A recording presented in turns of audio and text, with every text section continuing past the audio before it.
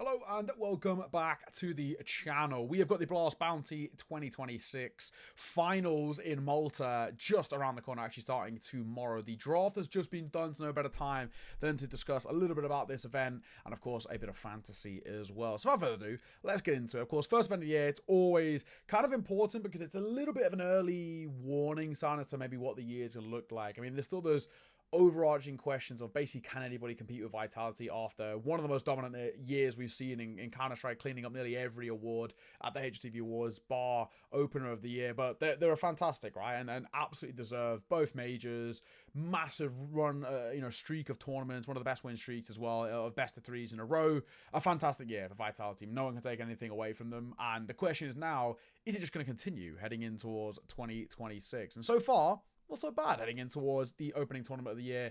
And they've even sort of self-admittedly that this is a sort of a boot camp warm-up tournament for them. It's not even one in which they've kind of been pracking over Christmas. They're using this as prac. And so far, so good in all fairness. But as you can see, pretty simple stuff. It's into stage 1 and stage 2, but essentially just quarterfinals, semifinals, and final. It's pretty simple stuff. I don't know why they've split it like stage 1, stage 2. It's pretty basic stuff. You know how the gist goes. And you know how this Blast format goes at this point. We can briefly talk about kind of what we've had up until this point as well. We've got some pretty decent performances. I think, the likes of a New Look Gamer Legion, I think it's really solid to see them here. I think Heroic as well, it's pretty impressive to see them here, just because both of those sides gone through changes. It would be a very easy caveat if they had lost to say, it is what it is. First New Look roster, I guess, for Heroic as well. It's youngster stand-in Orping, who's actually looking pretty good, to be fair. I think the biggest sort of, not overperformance, or biggest, really good to see them playing up to the level is Paravision.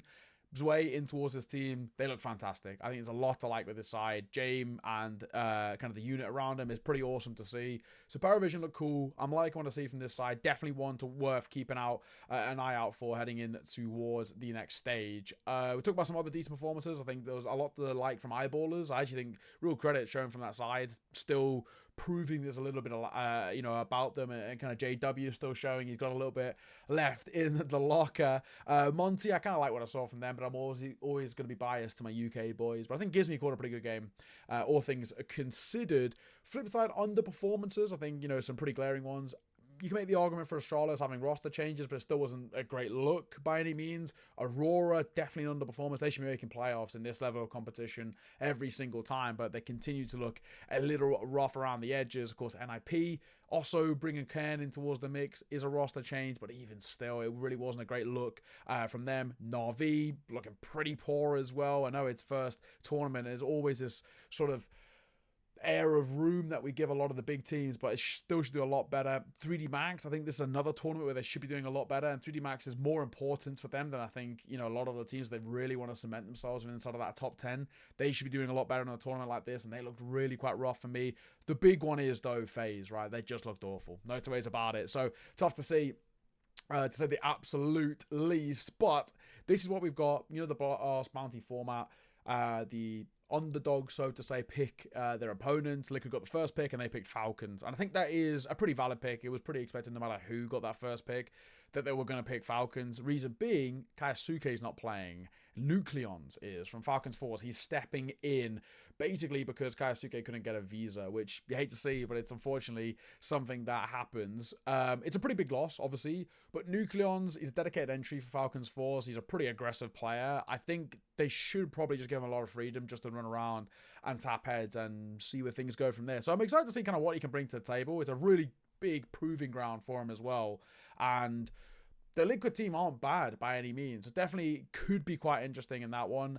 I actually might even make the argument that I favour Liquid there as well. As weird as it is to say, but obviously having a stand-in is never going to help. I always think Kaisuke is obviously quite important for the side, but I like what I see at times from Liquid. The only downside, of course, is still Ultimate. He's still so hit and miss. He's so inconsistent, and I kind of hate to see that. Following that, we got Heroic Furia. I love what I'm seeing from Heroic. I think they're playing some really cool Counter-Strike. They look quite fun, despite what they're kind of going through with the stand-in and Alcarin not playing, so youngsters playing. It is what it is. Furia will beat this team. They should beat this team. Molodoi hard carried them in that opening stage. If it wasn't for them, they might not even be here, to be perfectly honest. They really owe him a lot. I do think Fury are a side that struggle to motivate themselves when it comes towards online play. Now we're back on LAN. I think they should be back to their best, and I hope they are, because I really want Fury to get a strong start to the year if they have any chance of really being able to contend against Vitality. And they felt like the team that was closest to contending with Vitality in towards the tail end of last year. So I'm hoping that is the case. I'm going to take Fury here to win this one. Following that, Paravision Spirit. This is really interesting because we still don't know the depth of what this team looks like, especially with Magic's now calling. I'm not surprised at all to see Paravision pick in towards Spirit. Last year, they played against Spirit quite a few times, and they beat them on a couple of occasions, and James knows how to play up against this side. It's just basically whether he can get his individuals to pop off. Now, with Spirit being the reigning champs of this tournament, I'm going to back them, but I would not be surprised to see Paravision pick up a win here. It wouldn't be the most incredible, insane thing for me.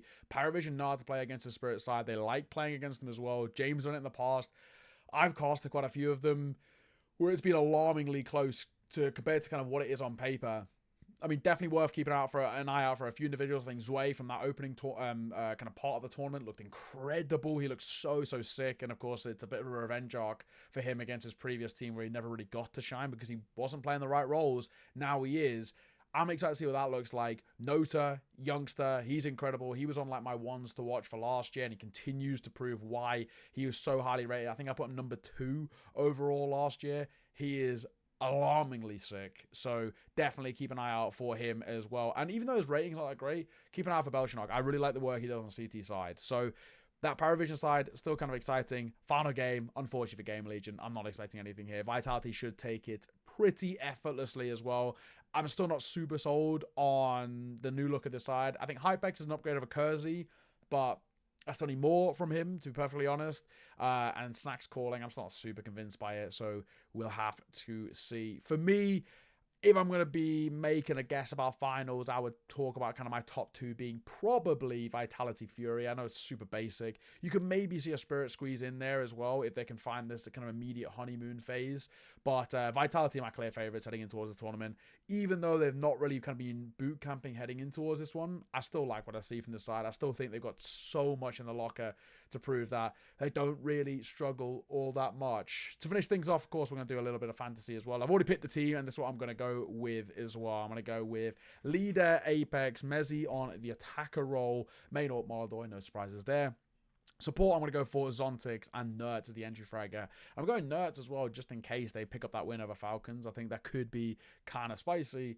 We'll have to see. But that's what I'm going to go for, of course, for my fantasy first one of the year. We'll have to see whether that is the case. But I'm going pretty heavy on Vitality with the assumption that they're going to win, hence where the points come through as well. Molodoi, I've got him on AWP. He picks up like unbelievably amounts, right? He's one of the most kind of dedicated AWPers we've got in the game. You know, you've got players like Zywoo, more than happy to rifle. Same with the likes of Amonisi. Molodoi loves the big green, so you get a lot of points coming through from him on the main orb. Zontix as a support, he gets like 80% on the small hit at the very least. That's already pretty massive, so we take those. I'm liking what I see from this team. A lot of it is based on the fact that Vitality go on to win the entire tournament, so we'll see whether that is the case. But nice and sharpish, just a little blast preview heading in towards the first LAN portion of the year. I didn't do it for the early portion of the year because I was in Serbia still for the HLTV Awards, so no time to record. But we're going to be trying to do as many of these as we can throughout the year. So if you're new around here, like, subscribe, all of the good stuff. Plenty more content coming across the year alongside these previews, the podcast, and all the rest. We've got a load of stuff planned and already a few in the works as well. So you know what to do. Like, subscribe, all of the good stuff. Thank you for joining us. It's been a pleasure. See you soon.